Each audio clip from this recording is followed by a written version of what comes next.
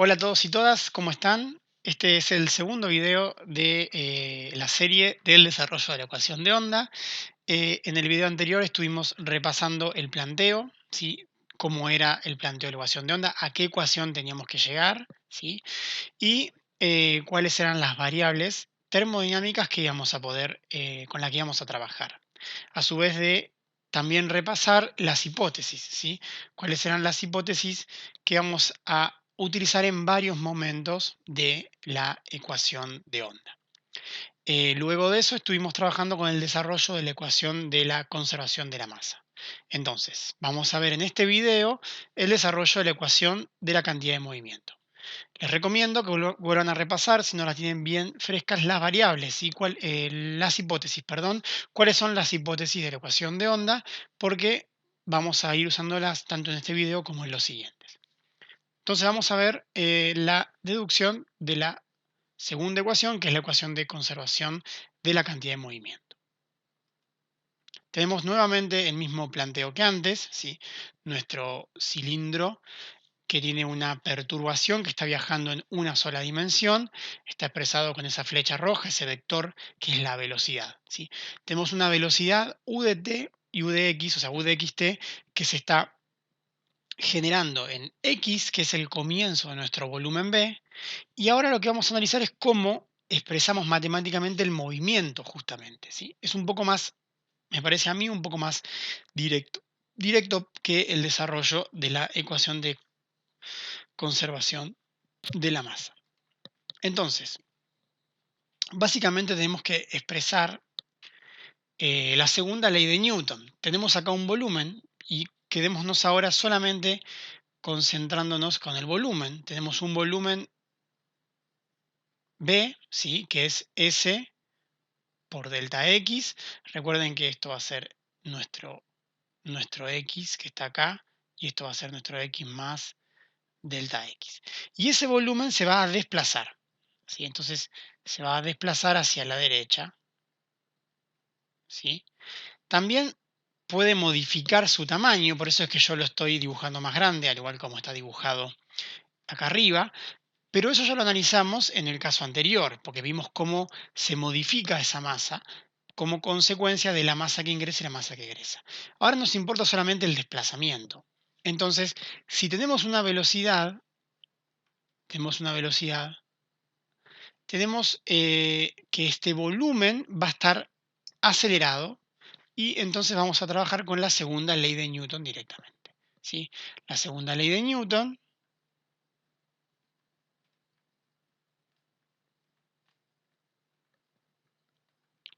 que como todos ya sabemos, nos dice que la sumatoria de fuerzas netas aplicadas a un sistema es igual a la masa por la aceleración. La aceleración la solemos escribir generalmente como la derivada segunda de la posición, ¿sí? Como trabajamos nosotros, por ejemplo, en la unidad de sistemas antivibratorios.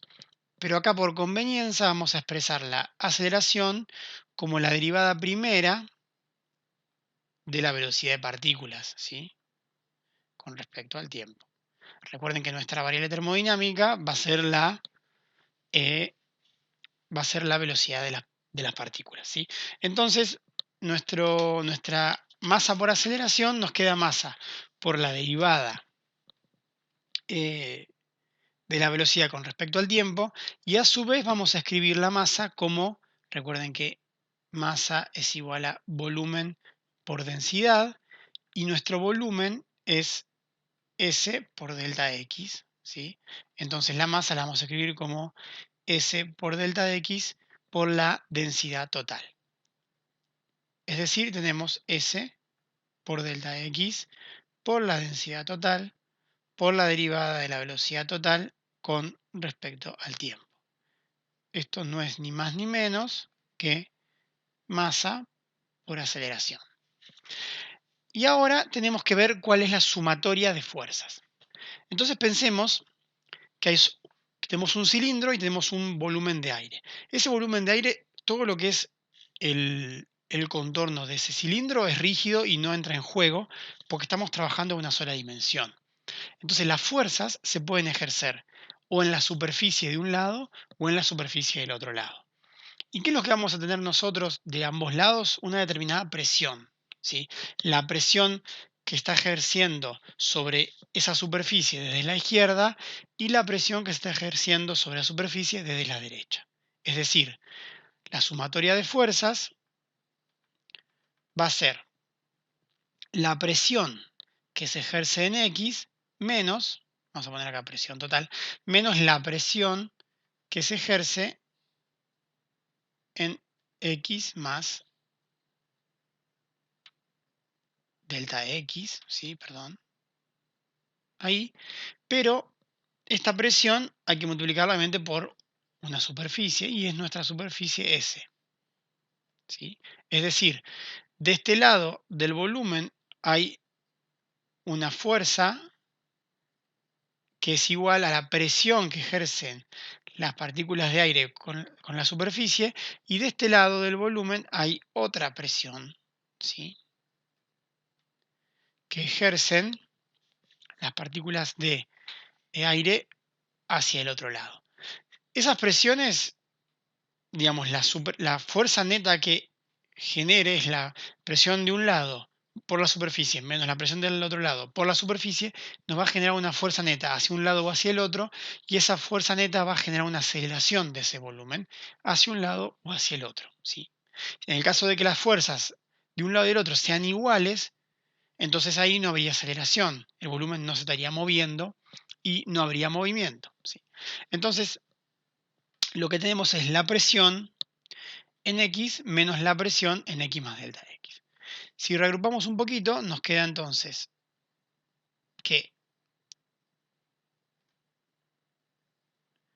la segunda ley de Newton la escribimos como masa por aceleración, que es S delta X rho total, derivada de U total con respecto al tiempo, es igual a sumatoria de fuerzas, que es mi superficie por la presión total evaluada en X menos la presión total evaluada en X más delta X, ¿sí?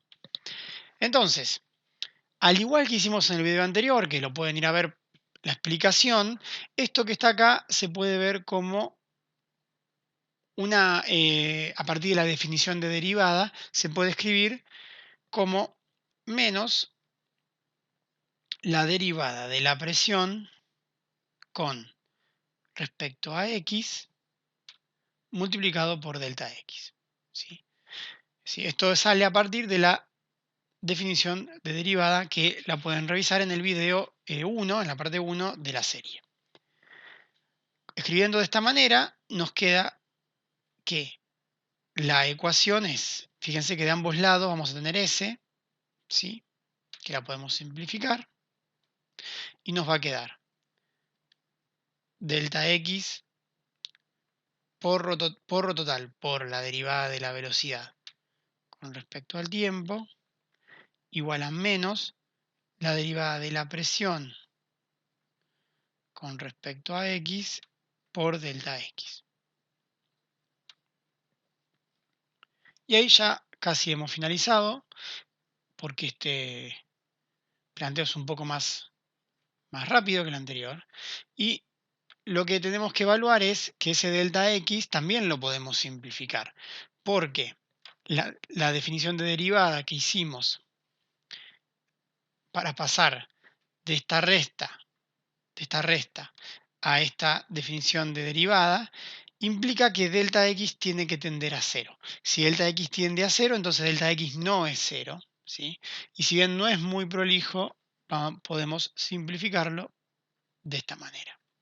Entonces podemos expresar finalmente la ecuación pasando esta derivada de P total con respecto a X hacia la izquierda como rho total por la derivada de U total con respecto al tiempo más la derivada de P total con respecto a la posición igual a cero. Y esta es la ecuación de conservación de la cantidad de movimiento, ¿sí? a la que queríamos llegar. Con esta ecuación y la ecuación de conservación de la masa, en el siguiente video vamos a linealizarlas, vamos a aplicar algunas de las hipótesis para poder simplificarlas un poco eh, y poder luego avanzar hacia la ecuación de onda. Así que eso fue todo por este video, nos vemos en el siguiente.